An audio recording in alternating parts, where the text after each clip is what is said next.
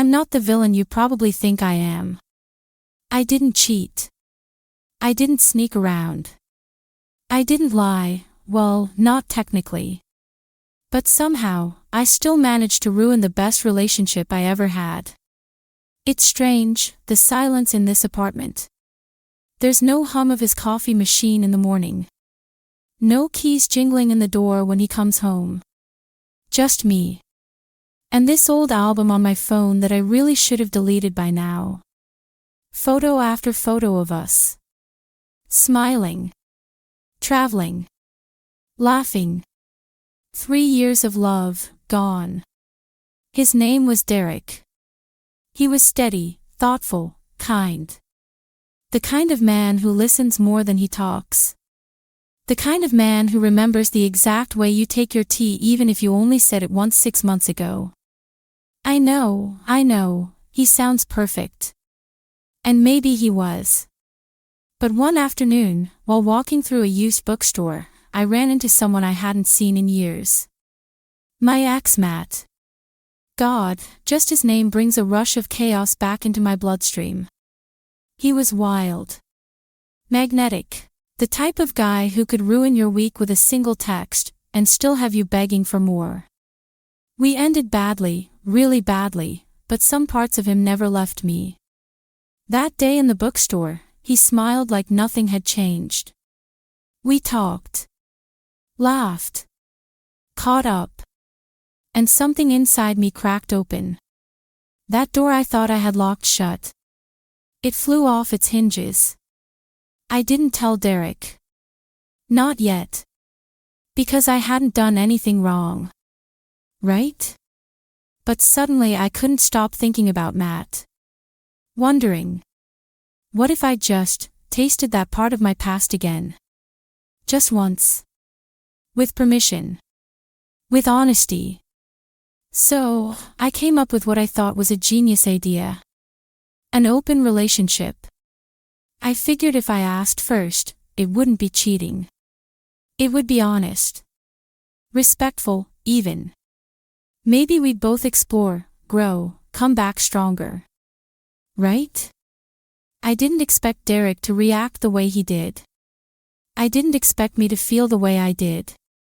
And I definitely didn't expect to lose everything.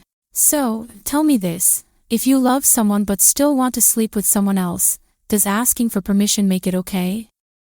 Or is that just dressing up betrayal in a prettier outfit? Because I thought I was being fair.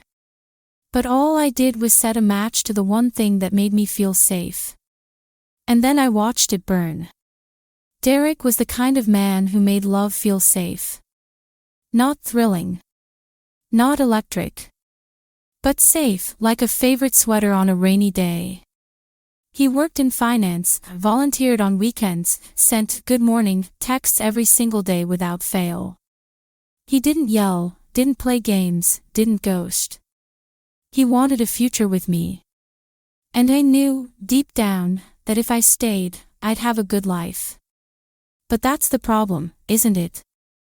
Good can feel suffocating when you've been wired to crave chaos. Matt was the exact opposite. The first boy who ever made me cry, scream, laugh, collapse in a tangled mess of feelings I didn't know what to do with. He was reckless and unreliable, and I was addicted to him. We hadn't spoken in years, so when I saw him at that dusty little bookstore on 3rd Street, I froze. He was standing by the poetry section, flipping through Bukowski, looking almost exactly the same, just a little rougher around the edges. His smile still hit me like a punch to the gut. "Didn't expect to see you here," he said, and I smiled like I wasn't completely spiraling inside. We caught up over coffee, just coffee, nothing more. But I left that cafe with my head spinning and my heart racing like I was 22 again. Like no time had passed. Like I hadn't spent years carefully building something stable with Derek. I didn't cheat. Not physically. But I thought about Matt that night. And the night after. I started texting him. At first just casually, memes, old jokes. Then the conversations got deeper. He started calling me trouble again. I didn't stop him. Meanwhile, Derek noticed. He always noticed. He'd ask if I was okay. I'd brush it off, say I was tired from work. He planned a weekend trip to a cabin upstate, thought it might reconnect us. But during the drive, I barely looked up from my phone. I knew what I was doing. I just didn't know how to stop. He grilled steaks. Lit a fire. Opened a bottle of wine I once said I liked. I smiled. Said thank you. But I felt like I was acting in a movie I didn't audition for. I kept thinking, if I could just have one night with Matt. Get it out of my system. And that's when the idea began to form. A compromise. A loophole. So I came up with a solution I thought was fair. And that's the moment everything started to unravel, slowly, then all at once. It was just dinner. Thai takeout on a Wednesday night. Derek had brought home my favorite green curry, even though he hated the smell. He asked about my day, smiled like always, made a joke about our neighbor's cat attacking the mailman. And for a moment, I wondered if I could just forget all of it, Matt, the bookstore, the texts, the poll. But I couldn't. Between bites of rice, I said I've been thinking, maybe we should try an open relationship. He didn't look up right away. Just sat there, chopsticks frozen halfway to his mouth. I kept my voice light. Just for a little while. 2. I don't know. Explore. For both of us. He finally looked at me. Not angry. Not confused. Just quiet. Tired. Is this about someone specific? I hesitated. Too long. No, I lied. Just curiosity. The silence that followed stretched for what felt like hours. Then he nodded slowly, lips pressed into a tight line. Okay. That was it. No yelling. No accusations. He didn't even finish his food. He just said he needed time to think. Later that night, I texted Matt, things might open up soon. He replied instantly, knew you'd come back around. And just like that, the decision felt real. I had built the bridge to cross the line, with permission. 3 days later, Derek came home from work, set down his bag, and said calmly, if this is what you really want, fine. We'll try it. His eyes didn't match his tone. They were colder than I'd ever seen. Like something inside him had shut off. I should have noticed. I should have asked if he was okay. But I was too busy texting Matt. That night, I went to Matt's place. It was everything I remembered, his hands, his laugh, the intensity. He whispered, you're still mine, huh? And I let him think that. I let myself believe it. But the high didn't last. As I got dressed, he lit a cigarette and didn't ask me to stay. Just scrolled on his phone while I stood in the doorway, feeling used and stupid. I went home to silence. Derek was in bed, turned away from me. He didn't ask where I'd been. Didn't even flinch when I crawled in next to him. 3 nights later, I came home to find him zipping up a suitcase. Where are you going? I asked, panic rising in my throat. He looked at me, heartbroken but calm. You didn't cheat on me. But you killed us anyway. I didn't mean to. He stepped forward, kissed my forehead like someone saying goodbye to a ghost. Good luck chasing yours.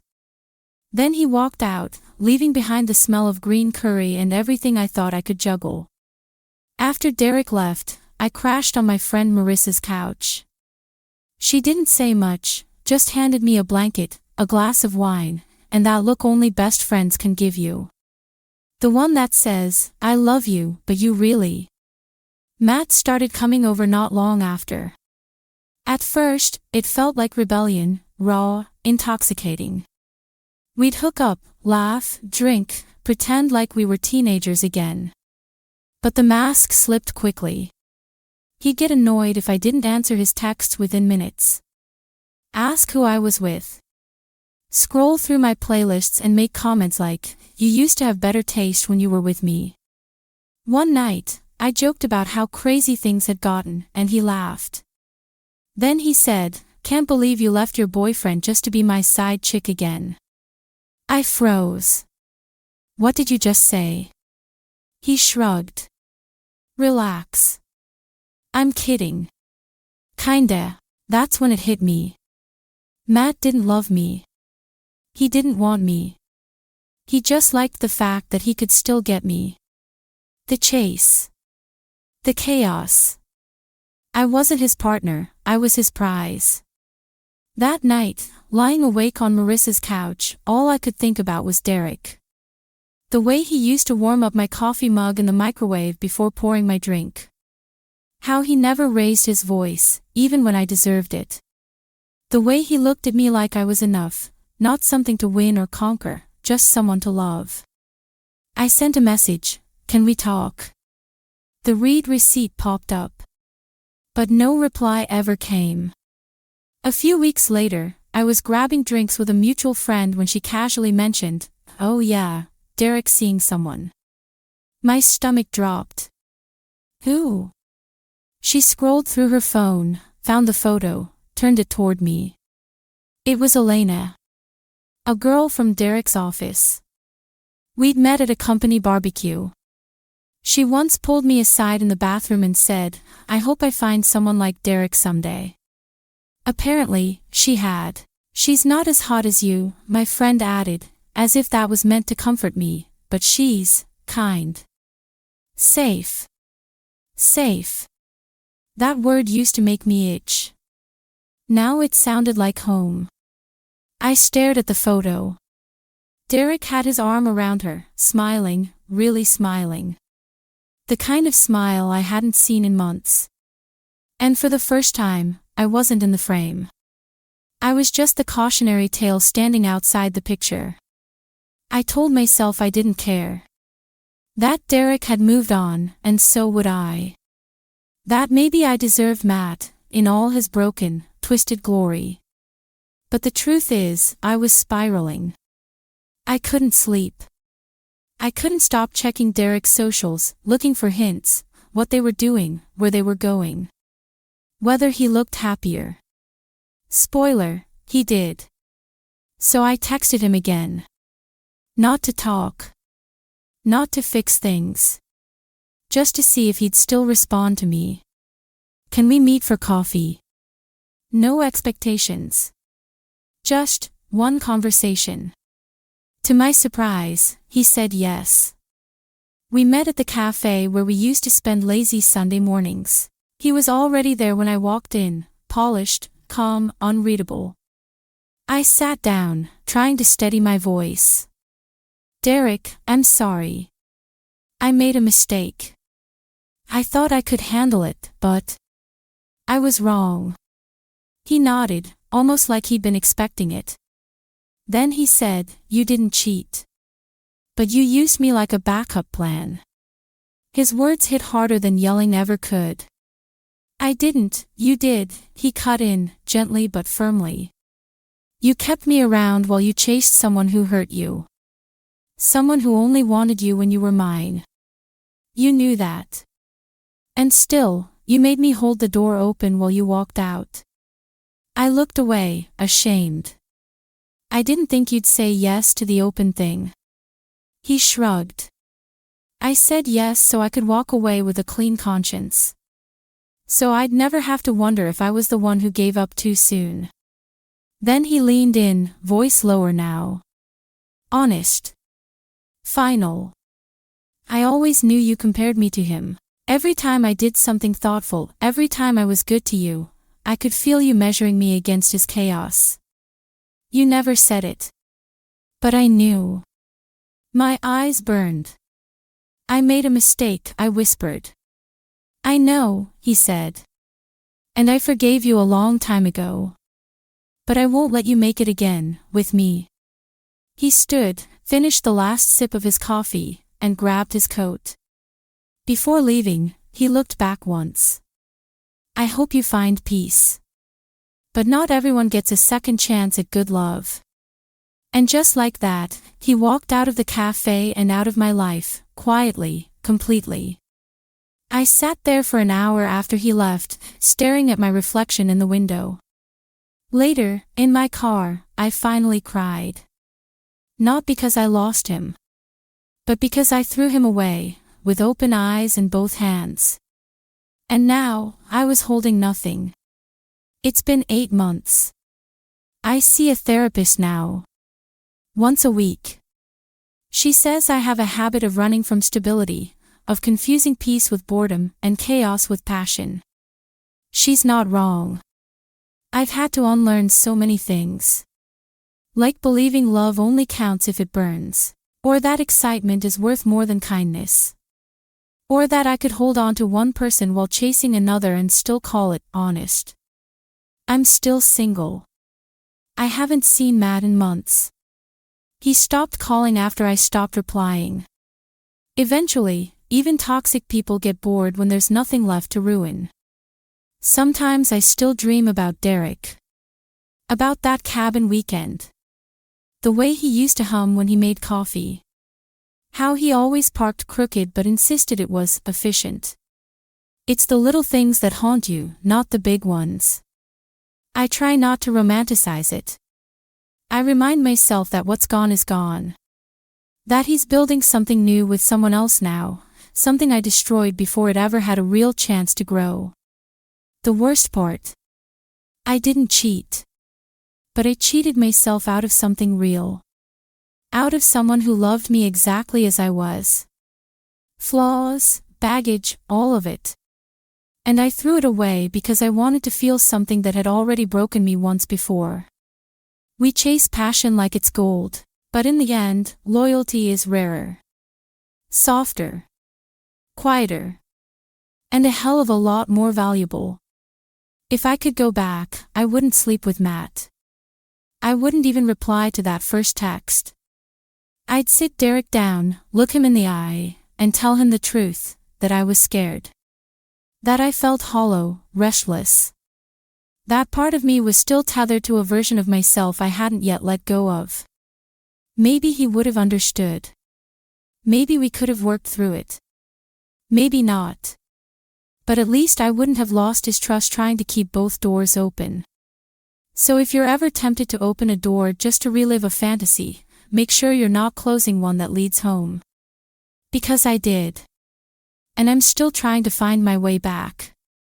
Would you forgive someone who didn't technically cheat, but emotionally left you long before the breakup?